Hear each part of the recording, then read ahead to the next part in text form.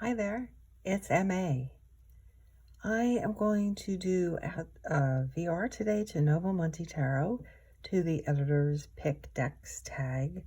I'm going to split this in two because I ended up pulling a mass market and an indie option for each category, for each prompt. And I don't want to make this too long, so we're going to split it in half. So let's get started. The first pick is deck or decks to use for inner child work. And for the mass market, I picked the Nicoletta Ciccoli deck. And, you know, this probably isn't for everyone, but I think a thing to think about for quote unquote inner child work, which I actually don't specifically do, full disclaimer, is to think about what your childhood interior felt like. And for me, these illustrations, they give me feels that go back to that time period. And so I think that's something to keep in mind. It doesn't have to be necessarily a childlike deck, but maybe something that awakens some odd feelings or interior, your interior life as a child, I think is a way to think about what deck you might want for inner child. But I think as mass market, that's a good pick. For indie, this is kind of a different take. I picked the Mother Tarot, and this is more, I guess it's not really inner child, but you know, as someone who's an older person, I've lost one parent, and I have another parent who's, you know, in some ways lost in the web of dementia. And it's a strange feeling to become an orphan in your later years. I had never really thought about that until it began happening to me and people I know. And so this is kind of like a remothering, reparenting, self-parenting kind of vibe that I get from this deck. I have an indie oracle I pair it with sometimes called Modern Mary, which I think is out of print. Yeah, so I think like thinking about decks that have a parenting feel for you, or provide, you know, some kind of vibe like that that you feel like you're currently lacking. Okay, inner child work. The second one is shadow work. And this is a funny one for me because I tend to read almost every deck in shadow. So, you know, any of my decks can turn into shadow work decks. At first I thought Deviant Moon, but I don't really use it for that. That deck kind of makes me laugh. Patrick Valenza's decks make me laugh. So what I picked mass market is the Circe Tarot. And I think as a category, so I think for me, things with kind of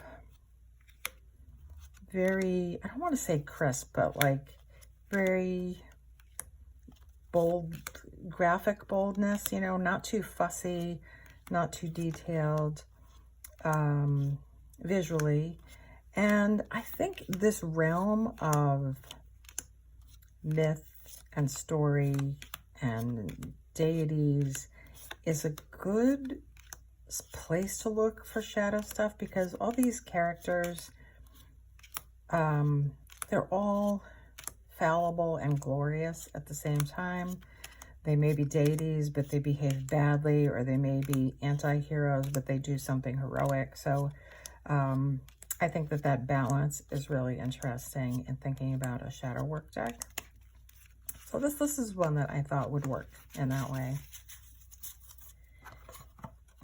And then for indie, for shadow work, I picked the Brady Tarot. And I think the thing about this one, first of all, it also has that kind of, you know, very graphic, you know, beautifully made. These are lino cuts, painstakingly crafted, beautiful work. But it is just this unflinching look at the natural world in all its glory and horror. And I think something like this can, you know, encourage one to take that same almost objective view of the self. So I think any deck that is really not prettying the world up can work for the shadow work as well. So that is shadow work. The third prompt is deity work, which isn't really part of my tarot thing. But the one I pulled out, I only pulled one deck, so it could be mass market, or perhaps you're lucky enough to have the indie, is the Dark Goddess Tarot. And what I do use this for is every dark moon, I pull one card, and whichever goddess appears, I use them as my guide out of the darkness and toward the light of the full moon. The guidebook for this mass market version is so good. I really, really love it. And when I say I work with, you know, that's what I do. I kind of read the guidebook.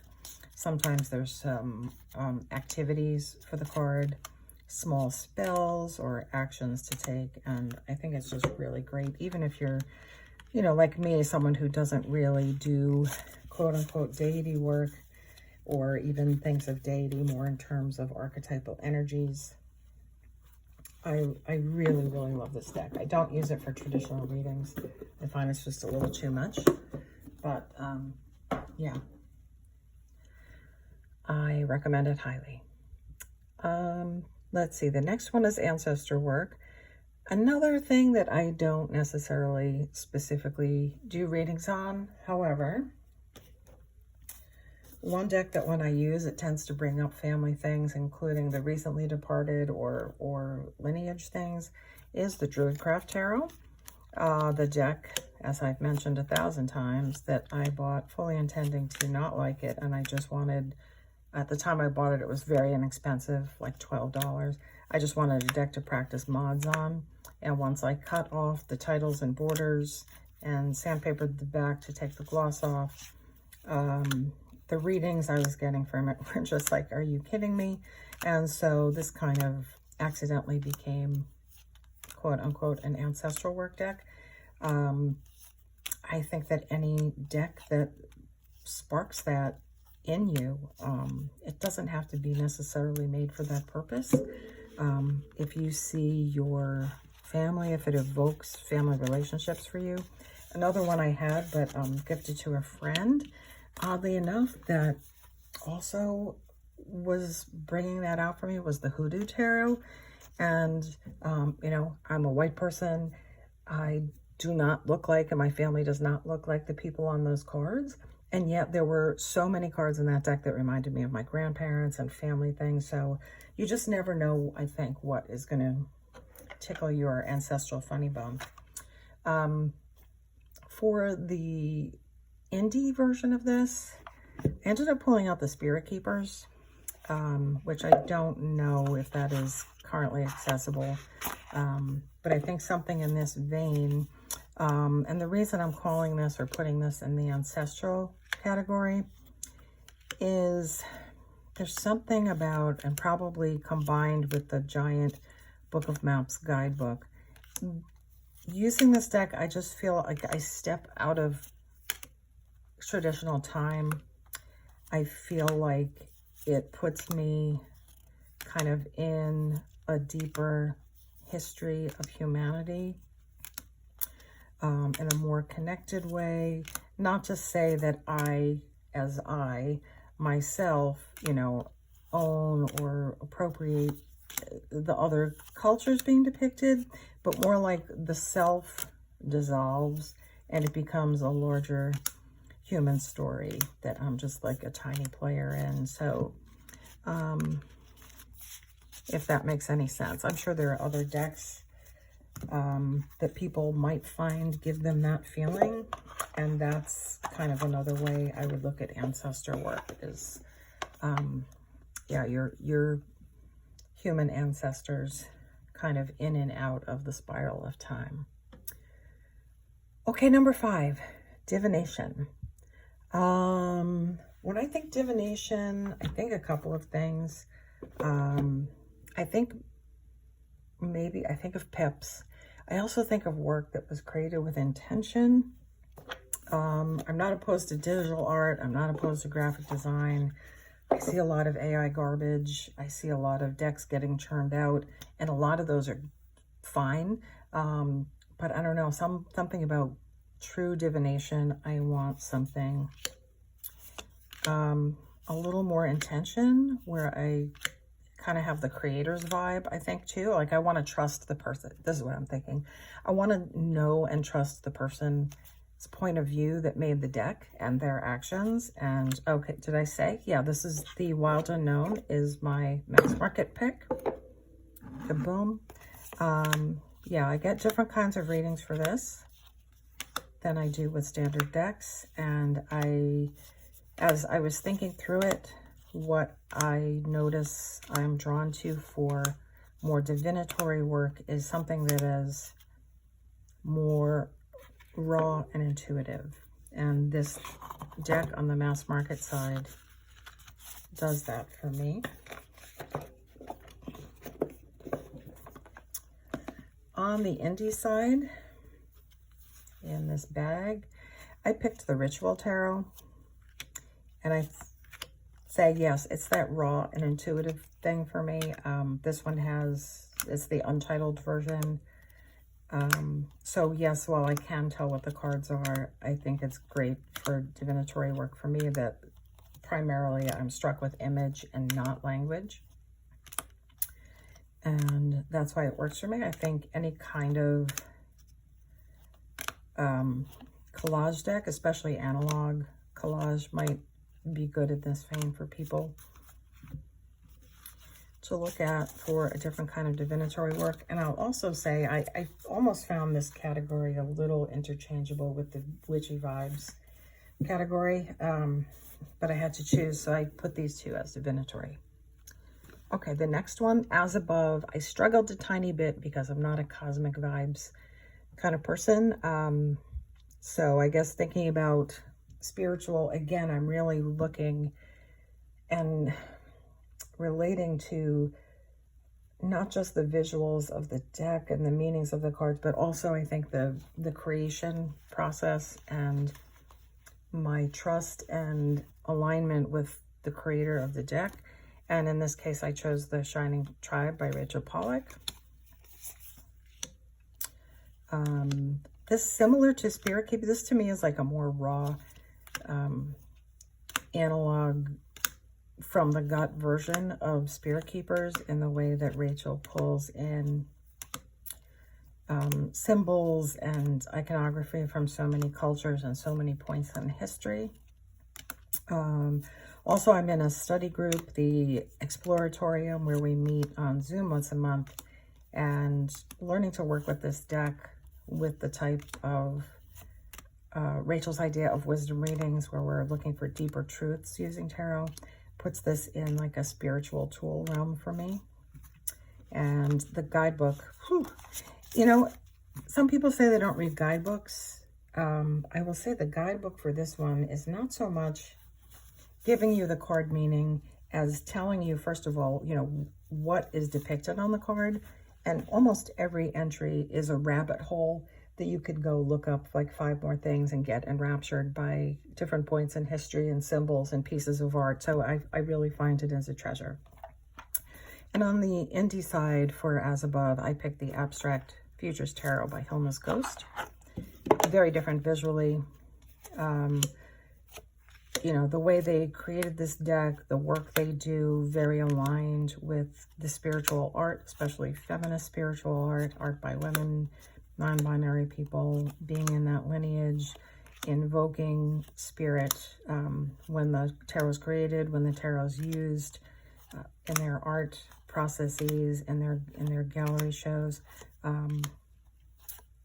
Yeah, so I don't read with this one too much, but when I do, it's usually going to be something deep where I just need that like kind of raw connection feeling. So that is Abstract Futures by Hilma's Ghost. And the last prompt I'll do in this video before I break and make the second is prompt number 7, So Below, which is the more earthly grounded stuff. And for my mass market pick, I think this is mass market. This is the Next World Tarot Pocket Edition. It was at least semi-mass market when I got it. This to me is a very Earthbound deck. It is literally rebuilding a new world after catastrophic events. A lot of people, including myself, think of it as post-apocalyptic optimism, very rooted in the earth. For whatever reason, this has become the deck that I carry with me when I go for walks in the forest, and I do readings outdoors with this deck a lot, which is ironic. It is a very like urban setting. It's mostly cityscapes, but for some reason this likes to come out with me in the woods or on road trips. So that is the Next World Tarot. It's the Pocket Edition. And then the indie pick for So Below is the Magic Pantry Tarot by Cedar McLeod. Again, I consider this a very Earthbound thing. Food is body related. It nourishes the body. It grows in the earth. It involves labor. It involves energy exchange with other people. And to me, this is very rooted in the earth for that reason.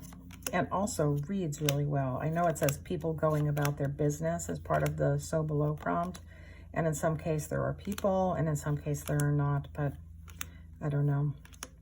This deck reads really well as well, and I really love it and can't recommend it highly enough. But think about aspects of living on the earth, right? Think about food, whatever it is. Some of these more niche decks might fill that So Below thing for you. And that's it. I hope you're all doing well. Thanks for watching, and I'll put part 2 up a little later. Bye.